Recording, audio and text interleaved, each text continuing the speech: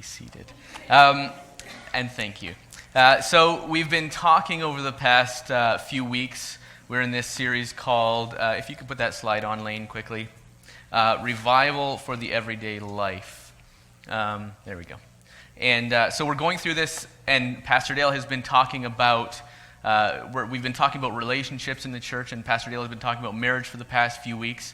And today I'm just going to cover some stuff for healthy relationships in general. If we are going to have revival, right, if we're going to go after revival, we have to be people who experience this every day, right? We can't be the people that go to church and experience God's power and experience God's love, and we get all excited about it, and we talk about it, and we tell people all about how good God is, but then when we go to work, we have a reputation as that person that, you know, who's desk to avoid. We can't be that person who is snapping at people or who is who has no integrity, and we don't want to be the people throughout our entire life in every relationship to have God's power in every part of a relationship. So that goes through, as Pastor Dale was talking about, marriages. That means that we're going to have revival in our marriages. We have to have revival as parents to children, as grandparents to grandchildren. We have to have revival in our relationships as co-workers, as employers, as employees.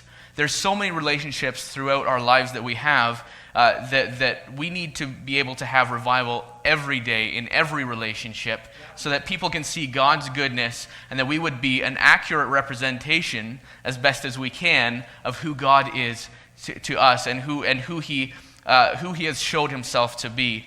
See, we want revival to go from generation to generation. We've been talking about this over the past couple of years, and you've all heard probably Rosemary's dream that she had about that. But we're looking to see not just to have revival meetings, not just to see something happen here on a Sunday or on a Wednesday or on, one of those nights, but to see God, His power and that revival spirit to be passed on to generation to generation to generation. That's what the Bible teaches us. All through the Bible, if you look through Israel's history, everywhere they went, they set up these altars, they set up these pillars that would remind people, and people would say, "What's that for?" And it's for your children, so that when they say it, you can see God did that there. And we need to have that being passed on to our children, to our children's children, to nieces and nephews. We want this to be something that goes on and builds momentum until Jesus comes back, right? God said that He's coming back for a glorious, bright, spotless bride. He's not coming back for a spotted, wrinkled, disheveled, unready bride, but He's coming back for a bride that is ready, that is glorious, that is victorious. And that's who we want to be as His church and as His bride. So if we're going to have this revival, it has to be between relationships because, if you've been alive for any amount of time, you've probably been in one or two relationships in your life, right?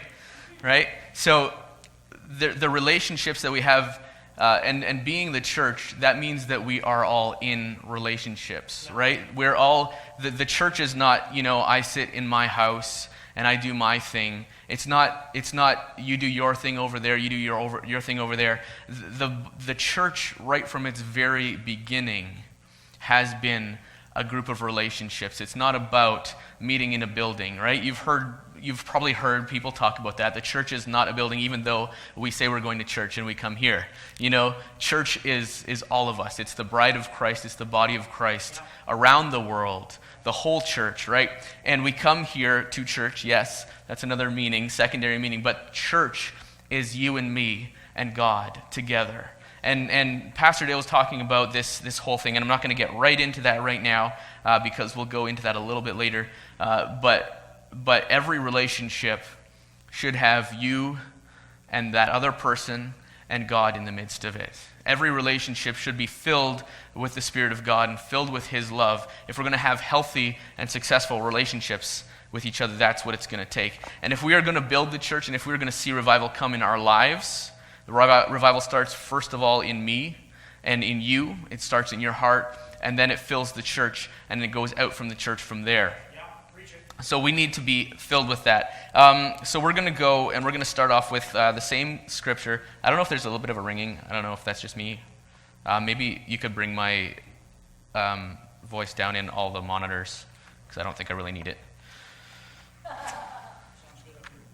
Okay, it just might be my ears right here.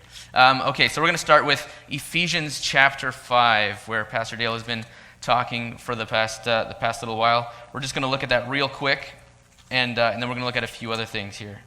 So, if I can get there. So if you have your Bible, go ahead. We don't put them on the screen because we want you to read your Bible. So Ephesians chapter 5 and verse 18. Yeah, we'll go back to 15, even 14. Wake up, sleeper, rise from the dead, and Christ will shine on you. Be very careful then how you live, not as unwise but as wise, making the most of every opportunity because the days are evil. Therefore do not be foolish, but understand what the Lord's will is. Do not get drunk on wine, which leads to debauchery. Instead, be filled with the Spirit, speaking to one another with psalms, hymns, and songs from the Spirit. Sing and make music from your heart to the Lord, always giving thanks to God the Father for everything in the name of our Lord Jesus Christ. And that's a picture of the church. You know, we come together, we sing together, we speak prophetic words, we speak psalms and hymns and spiritual songs to each other, we sing together. But right here, the key in this whole thing is that every relationship we have should be filled with the Spirit. That every one of us should be filled with the Spirit, and that every relationship we have should be filled with the Spirit, because that's where revival comes from. Revival is the Spirit of God inhabiting us and inhabiting our relationships. And you know what? You have a relationship with tons of people. I really can't get through everything that I would want to get through today because there's really so much in this, but I'm going to get through everything that I can. But we need to be filled with the Spirit. So we're going to go over for a second here to Galatians, also chapter 5, and we're going to look at a few fruits of the Spirit. The fruit of the Spirit is love. It's 5:22. The fruit of the Spirit is love, joy, peace, patience, kindness, goodness, faithfulness, gentleness, and self-control. Against such things there is no law. And really, what we're going to be talking about tonight, or this afternoon, is these fruits of the Spirit in our relationships. Being patient with each other, being kind to each other, our relationships being filled with love and joy and peace, patience, kindness, and goodness, faithfulness. These are all things that come into our life and into every relationship that we have. So those are the main scriptures that I'm talking about this morning. So when it comes to, and I just want to give a little bit of an idea here for you, a little bit of attribution as well. On our Wednesday nights, we are going through this series. We've only got 2 weeks left, so if you've missed so far, we're probably going to run it again in the future because it's a really great thing that I really think everybody should go through and buy the book. Read the book, buy his other books, read his other books. They're really good stuff. So this is Danny Silk.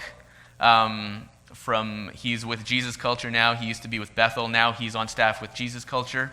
And he has his ministry called Loving on Purpose.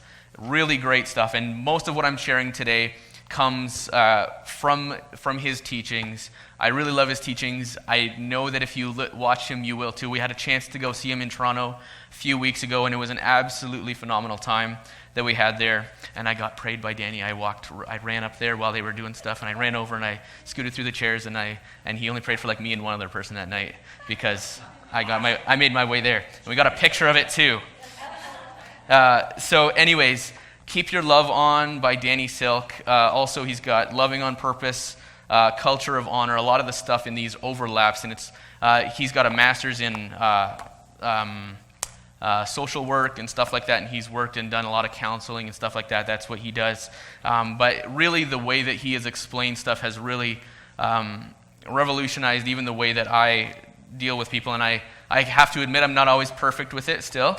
If you know me, you probably know that I make mistakes still.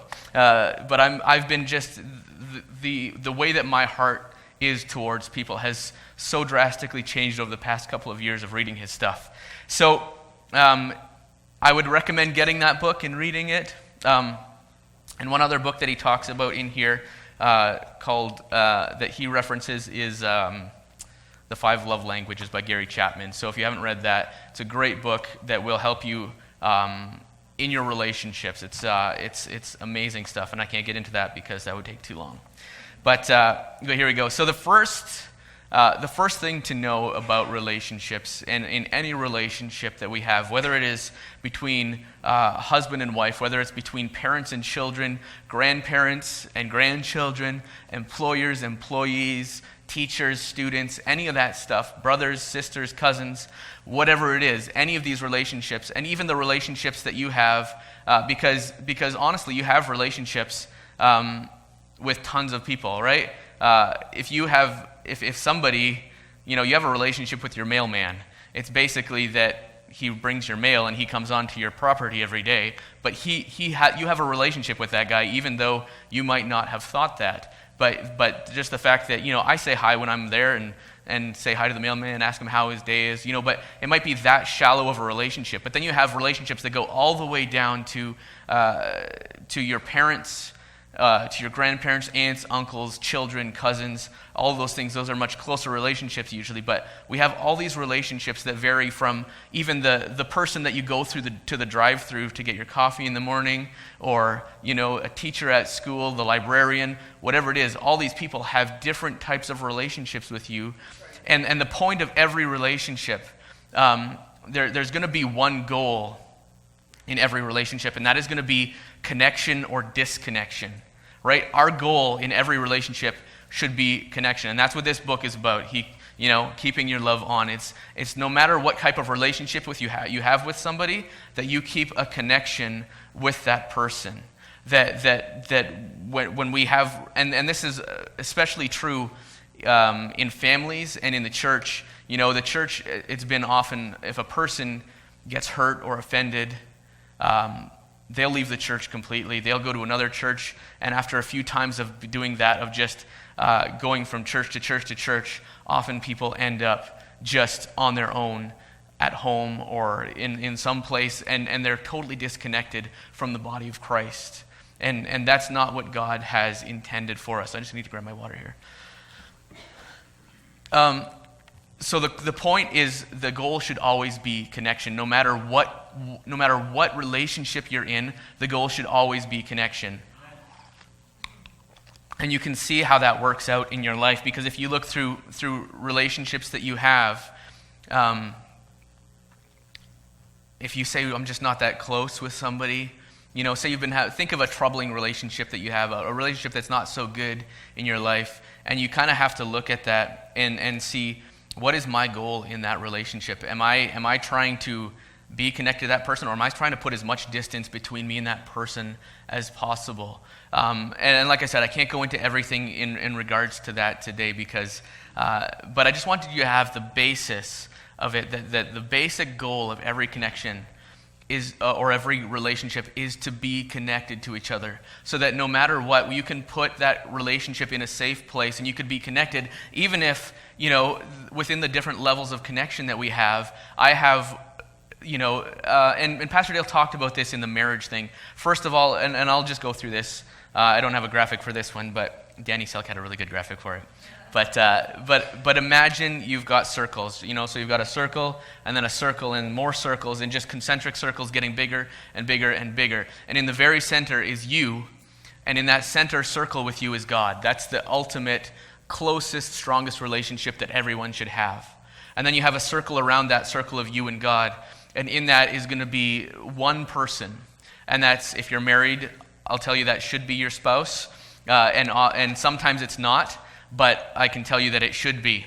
That closest circle should be that's the person that you are the closest with, that you have the tightest relationship, that you are vulnerable with, that you are telling and sharing your life with in that. And then outside of that, and we'll keep the family idea going there, just because it's easy for people to catch on to. Outside of that, you have another circle, and that's your kids, that's your your children. They're not in that circle with your husband and wife. They're in a separate circle from that thing, and while that's still a super close place for them, and a super close relationship, it's not that same circle. It's a circle outside of that. And then outside of that, you might have other friends, like really close friends outside of that. And then outside of that, you might have people that are more of people that you've grown up with, that you went to school with, coworkers, things like that, people from your church. Now, even within the church, there could be like some really close people in that. There could be people that are farther out in that. So imagine this, and then you get all the way out, and then there's like people that you walk by in the street. And then out on beyond that are the, like Danny Silk says, the scary people. You got the great white sharks and the tigers and lions are out there kind of thing, but you still have a relationship with those people. And the point is to keep them in that place that is safe for you and safe for them, to manage these relationships so that we can stay connected, but that you can be in a safe place over there and you can be in a safe place here. And even within that, like people move in and out of these circles, people will move back and forth on these circles. And for example, if you like have had kids and your kids kind of get to this point where they're into some bad stuff and they're doing drugs, and then they start to remove the trust that you have, or they do something, they start to steal from you, or whatever it is, they might move out to a circle that's a little farther away from where they used to sit, because you might have to change the keys, the locks and the keys in your house because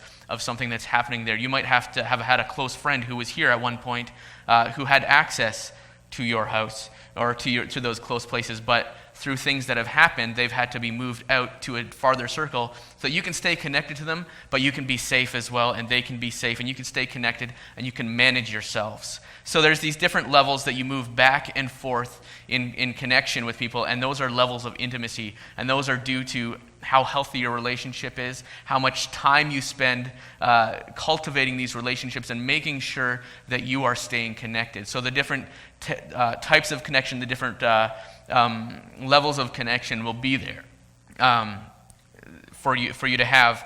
But you need to have those different things, those different boundaries where, you might have people that are so close to you that, like Danny Silk uses, just because I'm using his stuff, I'll give you his analogy. He says with the keys to his car, he says, if I have a stranger and they come to me and they say, oh, my engine blew on my car, I'll say to them, well, I'll pray for you. I'll pray for you, and I pray that you get that fixed and that God comes through for you on that. But he says, but then say somebody from my church comes to me and says, my engine blew on my car. I might say, well, here's the number of my mechanic, because he trusts me, and I trust him. Well, he'll give you a good deal. He'll do good work for you, so you can go to him. He says, then say one of my great friends, he says, like, so, say Chris or Pastor Dale comes to me, their engine blew on their car. And if it's not going to happen, no. But say it happened. Something like that happened. And the car had to be in the shop for some reason. And I had two cars. I could say, hey, here's the keys to my second car. Just use it until your car is fixed, But then he says, say my kid comes to me. Now I don't have any kids yet, but for those of you who have kids, you'd know this feeling probably. He says, if my kid comes to me and says my car blew, I'd be pulling out my checkbook for my kid and saying, here, I'll cover that for you. I'll pay for your car repairs. But he says, but then in a closer circle than that is my wife, and she says, my car engine blew. He says, well, you get to pick out the color of the new car, So there's all these different levels that we have, and different people will have different access and different privileges in those relationships depending on where we are. And we can move in and out of those circles as we go through these things. But key to moving into these and out of these circles and maintaining that connection is what Danny Silk calls here the 7 pillars. And I've heard a lot of these in different ways, but he uses pillars, the 7 pillars of a relationship, because a lot of us just end up in relationships, end up in jobs, end up in things, and we don't know how we got there. Just sort of life happened. We didn't have a plan, we didn't do anything, We didn't realize what we were doing. We didn't think about it. We didn't make a plan. We didn't do any of that stuff. So somehow we end up in a job. You may love it, you may hate it. Often you end up in a job, you don't really love it. It's something that you ended up in probably because out of necessity or out of some life circumstances. And sometimes that happens to us in relationships too. You end up married to somebody, you end up dating somebody, you end up friends with somebody, or you end up with some sort of relationship with somebody, and there was nothing to sort of guide that in that place. You didn't make any solid plans, or put things in place. You didn't have those boundaries in place, and so that person ends up in a circle, maybe closer than they should have been somehow. They've pushed their way into a circle where you didn't actually want them to be, and so that might create a place that's not safe for you, where you have anxiety over this relationship, where things are happening in this relationship that you don't know, and you just don't know what to do. But if we have these 7 pillars in place, and if we have these things, if we have a plan for connection, if we have a plan to keep ourselves in those places and to manage ourselves in those relationships, then we're not just going to end up in a relationship. And the same thing goes for every area of our life. We're not going to end up in a job. We're not going to end up in a school. I mean, a lot of kids end up in some sort of degree program that is not going to help their life at all nowadays, and they end up in there because they don't know what else to do, so they just go for it. And that happens in relationships a lot too. So we're going to look at some things today that will help us in every relationship in our church, in our life, that will play out in church, that will play out in the workplace, it'll play out in our families, so that we can be healthy in these relationships, and we can see God move in these relationships. And it doesn't matter if you're, I don't think there's any kids in here right now, but it would be helpful for kids. But I don't care if you're 15 or if you are 90. There's always room to improve our relationships, I believe. Nobody has perfect relationships, and so we all need to grow in these things. So we're going to look at 7 pillars of our relationships. So if you can put that graphic up there, Lane, please. So it's like a house. I recreated what Danny had there. And we're going to go through these 7 pillars today. So the goal of our relationships is to have peace, hope, and joy. Those fruits of the Spirit. We want relationships that are going to bring peace and joy and hope and love and goodness and all that stuff into our relationships. I don't think anybody desires an abusive relationship. I don't think anybody desires a relationship where people are ripping you off, or where they're breaking trust and making you feel unsafe. We want to feel safe in our relationships. We want relationships where we're going to be drawn closer to God, drawn closer to each other, and we're going to have peace and joy and hope and goodness in our lives, right? So the goal is, like the roof on it, the peace, joy, and hope in our relationships. And the very, very bottom foundation of this is unconditional acceptance, unconditional love. And I'm not going to go into all the different things, but in the Greek, there's the 3 words for love. There's agape, phileo, and eros. 3 different loves: the unconditional love, the brotherly love, and the passionate love as between husband and wife in a marriage relationship. Which Pastor Dale talked about for the past couple of weeks. So if you need to know more about that, go watch those messages online. But the unconditional love in this thing, this is where we get to be ourselves around people, where I get to be me in this relationship, you get to be you. Because so often when we get into relationships, it starts off with, we kind of, you meet somebody, and I've seen this, I don't know if you've seen this picture, there's a little meme that going around, where it says something like, friendships are weird because you just meet somebody and you say, hey, I like this person. Let's hang out and do stuff together. And all of a sudden you're friends. Let's just do something together. You don't know this person, and that's the way a lot of relationships start. But we start because there's somebody that we know we get kind of like. Oftentimes we're very different from each other in relationships, and if you've ever read any relationship books, they say opposites attract, and that's science too, I guess, with magnets.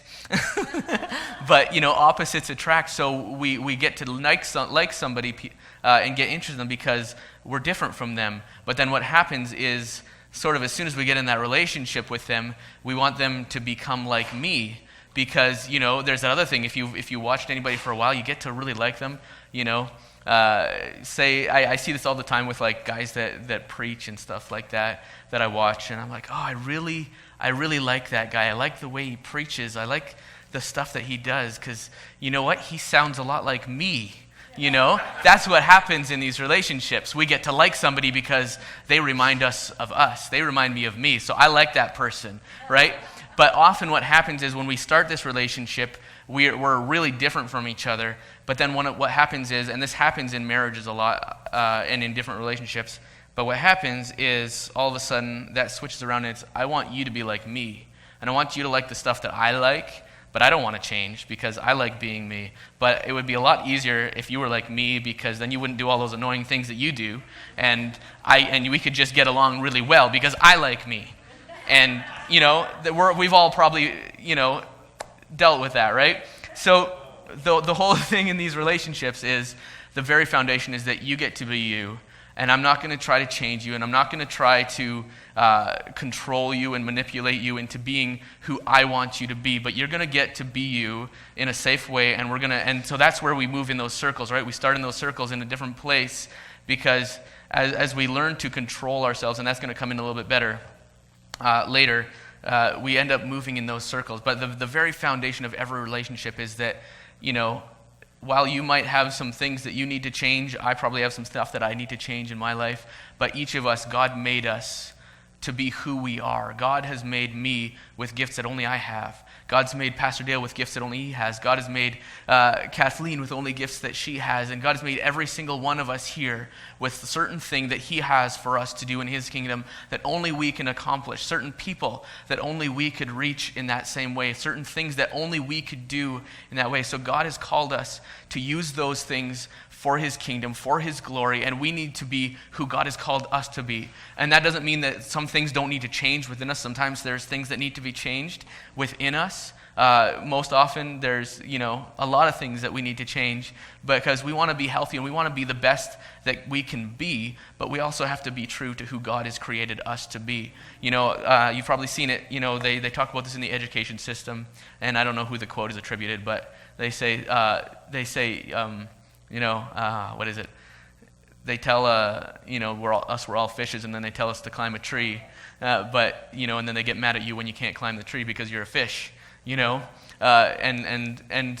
if I'm a bear, I might be able to climb a tree. If I'm a fish, I'm meant to be in the water, And so I need to be the person where God has called me to be, in the place that he's called me to be. So that's what we're talking about with our destiny. And we're saying that we want people to rise up into the destiny of who God has created them to be. So some people, for example, in jobs, some people are called to do ministry in a church and called to be pastors. Some people are called to be traveling evangelists. Some people are called to work in the workplace and to bring revival to the workplace. Some people are called to be teachers and to bring revival into classrooms and to bring people up in those areas. And so we have to function in the place where God has called us to be, where he has destined us to be, where he has put a plan in place. The Bible says that he planned our destiny before us. He knew us before we were born, and he has plans for hope and a future for every one of us, and that's not going to look the same for every person. So the very foundation of our relationships is unconditional love, that I love you and you get to be you, and I'm not going to look down on you because you're different than me. I'm not going to treat you badly because you're different than me, but I'm going to love you for who you are in that place. And if that means that you're in a place of junk, then I'm going to lead you. But it might not mean that you're in this close circle with me, but I'm going to love you where you are. And I'm going to, and that's the same thing that God does with all of us. He loves us where we are, and he brings us into that place. So we need to love people where they are, And God will bring us closer and closer together as we move through these things. So unconditional acceptance, Danny splits that up from love, because he talks about love being a place of safety and connection. So love is a place of safety and connection. So the unconditional acceptance is that I love you for who you are. I've got that agape love for you. But when we talk about love, it's a closer relationship than just your mailman who brings your mail. It's going to be somebody that you have an actual connection with, that you talk to, and it's a place of safety where we can be in a relationship. You get to be you, I get to be me, but we are in a safe place where we can talk to each other, where we can interact, and there's those different levels, right? So I might be loving you from over there, while I'm loving this person from over here, and I love you both. Might be in different ways. There might be different levels to that. But we have a place where we can connect to each other, where we love each other, where we're growing and we're committed to moving towards each other to a closer place of connection. The second pillar is honor, and I changed it over to the Canadian spelling, see? Yeah. So honor, and we've been going through this thing, learning about honor in this house for the past few years. And Danny Silk wrote this other book called Culture of Honor. So if you haven't read it, you should go read it. It's awesome. It's really about the different honor, like he talks about it in the church, but in the kingdom of God in general, and how that works out. And honor sometimes might seem something like our traditional things would, maybe somebody was honored. We stand up and we clap for people as a way to honor them. There's also, stuff we do, like we honor people with gifts. We honor people, we honor military people with medals and things like that, to honor the accomplishments and the bravery and the different things that they've done. So we honor people in these different ways. But honoring each other in our relationships comes down to us both being powerful people. And that's one of those things that I can't get into today. That would take another whole sermon on what it means to be powerful, to be a powerful person. But at its very root, powerful means that I'm a powerful person and you're a powerful person, and I'm not trying to manipulate or control or dominate or do anything, but you get to be powerful and I get to be powerful, and you get to manage yourself and I get to manage myself. We get to make our own decisions about who we are and what we do.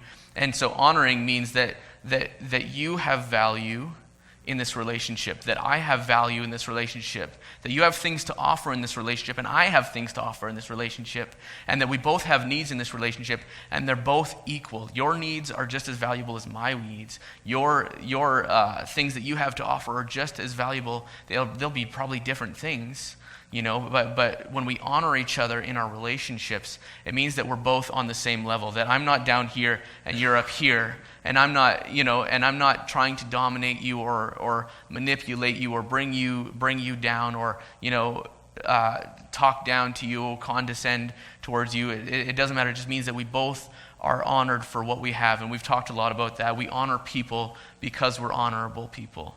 Right? I have honor within me, and so I honor you, no matter, even if everything that you have done and said and that I've seen says that you don't deserve honor. God created you. You're created in God's image just like I am, and we have honor based on that I'm an honorable person, so I can honor you no matter what. So when we have a relationship and we're starting out, we honor each other and we hold each other at that same level. The Bible says, don't think more highly of yourself than you ought, but honor each other, right? So we need to be careful, because that's that can really get in there, and we start to, they say familiarity breeds contempt. As you get to know somebody, it's easier to sort of be like, oh, I know what they're thinking. I know what they're like. I'm so much better than them, and that is a very dangerous place to get to be, where we begin to think so highly of ourselves we can't even see what's going on in our own lives, and we look down on other people and we treat them badly based on something that we've just thought, and it's really a lack of honor that is. The third pillar is self-control, and that's really, like, all these things are so closely tied together. They're just interwoven, right? So self-control means that I control myself and that you control yourself, that I don't try to control you. and this can be a point of tension. But, because we think about this, and, if I'm doing really good, and if I'm going through all my stuff in my day, I might go to the gym and eat healthy and do all my work and clean up the house and everything if it's a good day. If it's a good day, I'm going to be able to control myself well enough that I can get done everything that I know that I need to get done. If I'm not having a good day, I might let a few of those things slide and sit in bed all day eating pizza and watching movies or something like that. And there's certainly days for that. but in a relationship, we need to be able to, and this is one of those fruits of the Spirit, self-control, that we control ourselves, but that I don't say, well, I did this, so you need to do this, and if you don't do this, then I don't want you in my life, because that's putting a place of control and manipulation onto somebody and saying that I need to control you and I need to dominate you, and that comes back into the honor and the love and the places of safety. So self-control means that in this relationship that I can control myself, that I'm not losing my control to somebody else in this relationship. And that because as soon as you start to control somebody, I can pretty much guarantee you that person is going to begin to back away and try to protect themselves from that, because we want to be in control of our own emotions. We want to be in control of our time and of the things that make us us. So self-control is right there, but it's really woven in with those other ones really deeply. And then responsibility is the fourth one. Responsibility says that I'm going to be responsible in this relationship to have a plan to move towards you. That if something happens in this relationship, something doesn't go my way, you offend me somehow, or you do something that I don't like, that I have a plan to go for that. This thing is not just going to fall apart because you did something I didn't like, or because I did something that you didn't like. But when we're responsible to have something in place, like structures. We talked about about having forms in place for our relationship with God. And so when we have those things in place, it means that if something comes along that we weren't expecting, that we weren't ready for, or you did something that hurt my feelings or that offends me, and people tend to get offended a lot nowadays by a lot of stuff, that we can say, I'm not going to get offended. We can say, I choose to love you and to be connected to you. I'm not going to just withdraw and run away and pick you up and throw you into the circle with the wolves at that point. But I'm going to have a plan to move towards you, a plan for us to keep this relationship going no matter what, that we can be in a safe place together, and we're not going to just get, so for in the church, this is the big thing, that a lot of people, they get offended, they get hurt, they go to another church, and then the same thing happens there, and the same thing happens there, and the same thing happens there, and you can have been through every church in the city, so you go to the churches in another city, and then you move to another province and go to churches there, and it keeps happening, and it keeps happening, and it keeps happening over and over and over, and you never get to this point where you realize that I have a responsibility in this relationship as well, that we both have a responsibility to be moving towards each other and to have a plan that my heart is going to be set on God, that my mind is going to be set on God, it's going to be set on connection and having a relationship with you.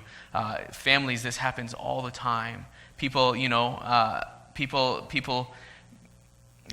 get torn apart by business opportunities with family. You think, surely I can trust to be in business with my family. Surely I can, trust my family in this. And then something happens in there, a business decision gets made that you don't like, and all of a sudden, you're no longer my brother.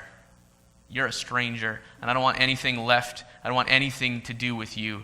This happens with inheritances. I've seen it over and over again. People are all strong, and then an inheritance comes along, and this person wants this, and this person wants this. This person feels like they got the short end of the stick with something, But if you have the responsibility in there to make those things, to say, I'm going to move forward no matter what, I'm going to move towards connection, you're going to say, I know what's important in my life. I know what's important. And that thing that's important is you. That thing that's important is this relationship and this connection. And we're going to be moving towards each other in that. Fifth is truth. Truth in there. And so truth means that I can be honest. I can be vulnerable with you. I can tell you what's true in my life. And we can exchange truth together. And this is where intimacy is built, is when we're honest with each other, because we've all probably had relationships. We've all probably been the person at some point in our life who's everybody says to you, hey, how are you doing today? Oh, I'm good. And then you go on with your day. I'm having a great day. I mean, you look at Facebook or Instagram, and it's like, there's very little truth on those things. People are, putting their best face forward on everything. They're making it look like, I'm a millionaire and I've got the life that everybody wants. And you never see the true things. You never see the actual person that's me inside that. You see the picture that I posed for. I mean, if you look at Instagram, you can just go and look. And there's people who get paid to, by companies to take pictures on Instagram, because then they get lots of following and ads and all that. And some of these people, they see a picture and, it's just like this perfect selfie that's like, it looks like so effortless. But they've taken that same picture 300 times before they got the right one to post on their Instagram. It's not truth. That's not an exchange of truth. That's me showing you what I want you to see. And this happens in our relationships, that I show you what I want you to see. I don't show you what's really going on inside of me. And within that, Danny Silk says this. He says, people, they say, I'm going to show you my heart right now. This is the truth now. I'm going to show you my heart. I'm just going to share my heart with you and tell you just what's in my heart. I feel like you're a jerk. That's not telling the truth of what's going on in me. That's telling you what I think of you. That's telling you what I think is going on inside of you. The truth is, okay, I feel hurt right now. I feel sad. I feel upset, or I feel happy, or whatever. It means that I can tell you what I'm going through, and I can trust that you're going to love me, that you're not going to take that and spread it around and tell people what's going on. You're not going to go and put that on Facebook, what I'm going through, if I didn't give you permission. You're not going to go and talk to your friends. You're not going to go and spread it around the church, what I said to you in confidence. And so when we have this exchange of truth, when I can tell you what's going on inside of me, and when you can tell me what's going on inside of you, then we can build this trust together, and it's built on truth, and we come to that's how we move in those circles, when we really show, and there's a truth. Here's the one little caveat to that. Don't give too much truth too early on. If you met this person just yesterday or just like 5 minutes ago, it might not be time to tell them all of the past hurts of your life. It might not be the right time, right? So trust and truth comes with time and with growing intimacy. There's different levels of truth that you reveal at different times when you have that safe place that you can do it as well. Faith, the sixth one. Faith says that I need God, that we in this relationship, we need help in this relationship. We need a supernatural God who can draw us close together, who can give us help, who can give us direction, who brings revelation into our lives and into our hearts, that we know that it's not just us in this relationship, that God is the center of this relationship, that we're gonna use God's help, and that He can bring resources for us to grow in this relationship. That every relationship, whether it's because you have a relationship with your mechanic, you would rather that be a supernatural relationship where God provides the funds for your to pay your mechanic when your car breaks down. You have a relationship with the person at who owns the grocery store, and you want God to be in there to provide for you to eat.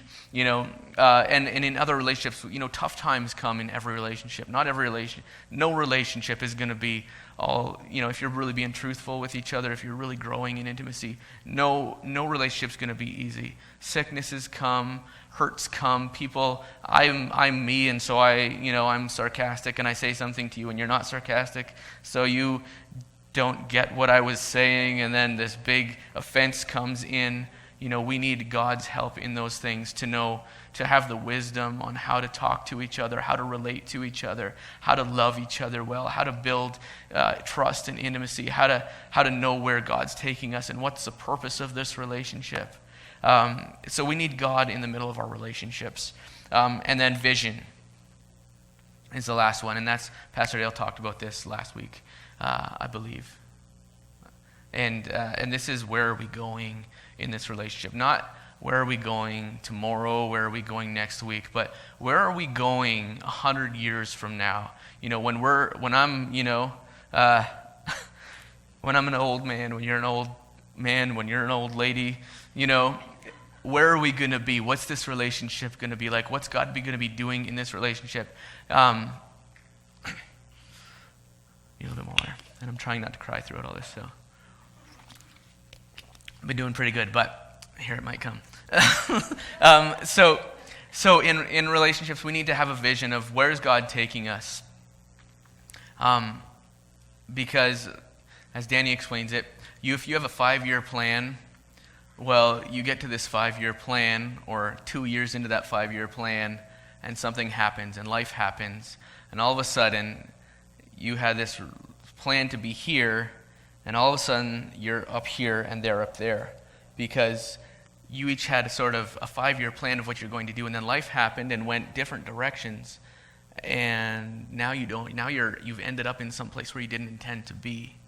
You might have, like a lot of people have a 5-year plan of being, this is talked about a lot in education and business, or even in families, and I don't know what their 5-year plan was, but I don't think it, or their 10-year plan was, but or 7 years, but I don't know if it really was, when they first talked about it, having 2 kids, right together, close together like that. Sometimes that happens a little, out of sorts with you, or, somebody plans on having a kid and they have 7, that happens.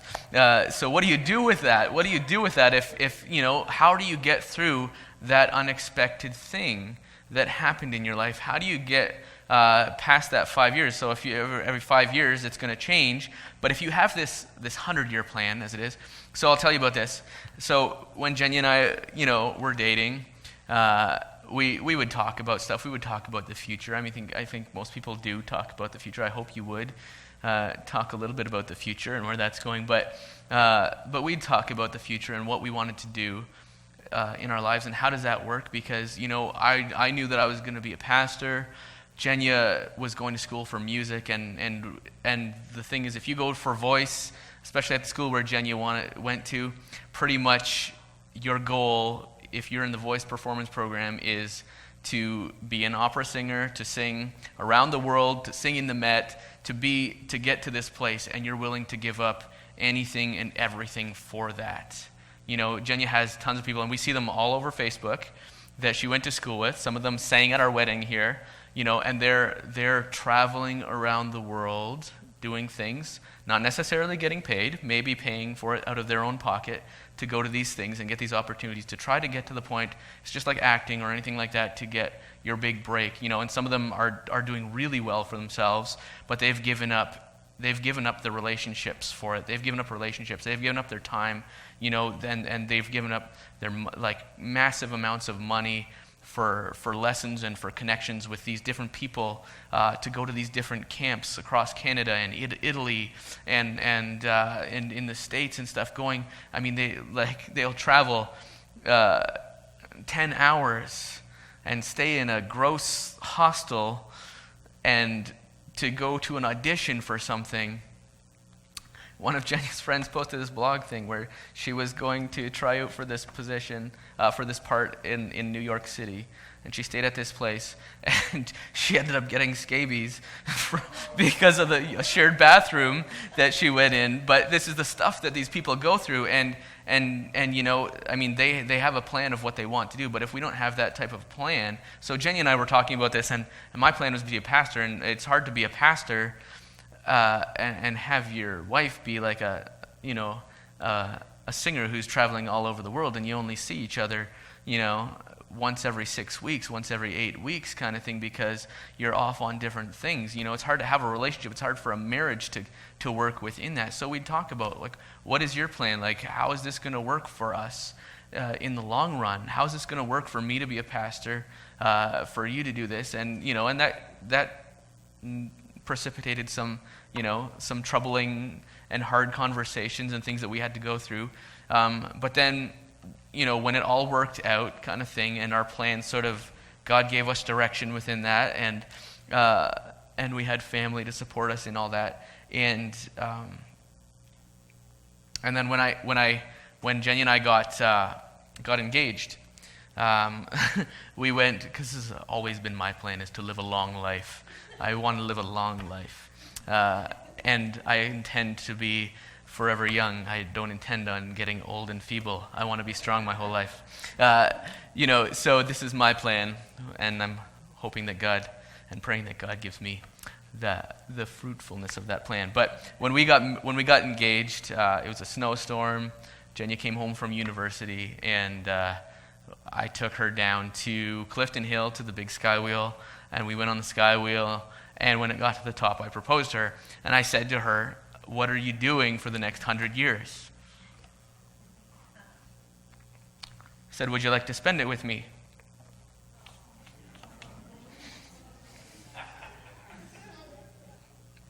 Which would mean that I was 125 years old when I die.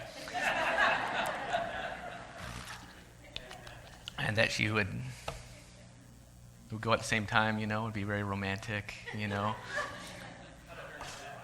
Yeah, so I'd be 125, she'd be 120, it would be great.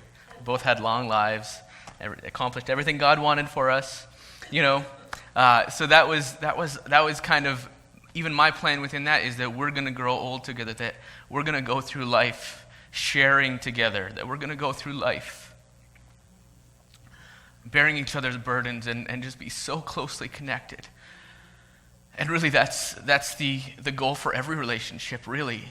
Every relationship that we have should be to grow old together, to be, you know, and God takes us in different directions, but for us to be connected. I mean, nowadays you can be connected like never before, that even if somebody lives across the world, you can still be connected and have a relationship with that person, a strong relationship.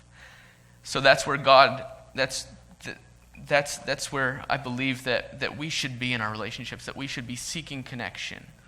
And that when we have these pillars of unconditional acceptance, love, honor, self-control, responsibility, truth, faith, and vision, that brings us together to have relationships of peace, joy, hope, love, that we'll have strong, healthy connections. And then when we bring this into the church and we bring this into our families, we won't see families torn apart.